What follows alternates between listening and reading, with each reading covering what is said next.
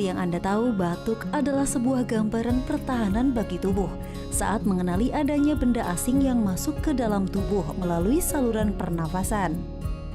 Meski ini merupakan hal yang alami, batuk kadang dianggap sepele. Biasanya dibiarkan begitu saja hingga batuk berubah menjadi semakin berat dan parah. Batuk sendiri terbagi dalam dua kategori, yaitu akut dan batuk kronis. Dan biasanya masyarakat banyak mengenali batuk dari lamanya batuk itu sendiri.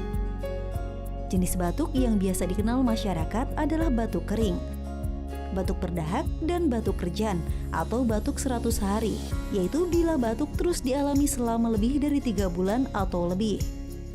Pemirsa, sebagai langkah awal, biasanya masyarakat mengatasi batuk mereka dengan menggunakan obat yang bebas ditemui di pasaran tanpa mengenal jenis batuk apa yang mereka alami. Lalu apa yang harus dilakukan jika batuk tak kunjung reda? Dan bagaimana cara mengenali jenis batuk dari suaranya? Ayo Hidup Sehat akan memaparkannya untuk Anda.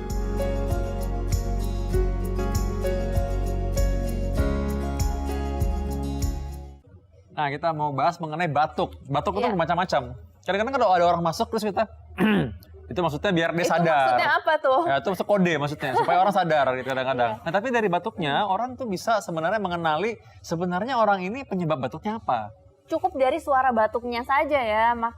Iya. Dan kita bisa kenali batuk hanya dari suaranya. Oleh karena itu kita undang Dr. Adityo Susilo, spesialis penyakit dalam.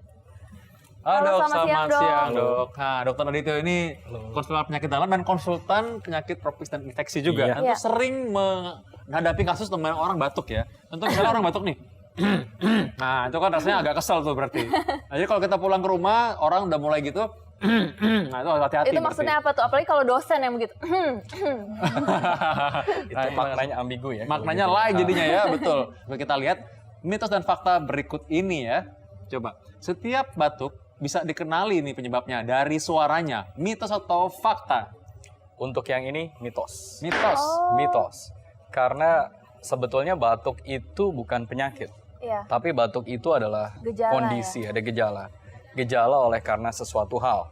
Jadi seringkali penyebab ini dia bisa menimbulkan gejala yang overlap satu dan yang lain. Gitu. Jadi artinya batuk dapat dikenali murni hanya dari batuk dapat dikenali hanya murni dari suaranya. Itu rasanya itu mitos. Nggak bisa, jadi itu bukan kode ya coba ya. Itu mitos. Nah, memang dengan gitu memang batuk itu kadang-kadang menjadi suatu hal yang fisiologis ya, yang normal. Karena dia mengusir ada benda asing dalam tubuh kita. Nah, berikutnya Dr. Sila. Nah, selanjutnya nih, katanya setiap batuk dapat memerlukan antibiotik agar cepat sembuh. Mitos atau fakta, Dok? Kalau yang satu ini juga mitos.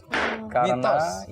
karena kembali lagi bahwa penyebab batuk itu kan bervariasi. Ya. Tidak hanya infeksi, dan pun kalau infeksi belum tentu dia adalah penyebabnya bakteri. Sementara untuk antibiotik itu sangat spesifik untuk infeksi oleh karena bakteri. Jadi oleh karena itu semua batuk butuh antibiotik, ini jawabannya mitos. Nah, betul. Jadi nggak semua batuk perlu antibiotik nih ya.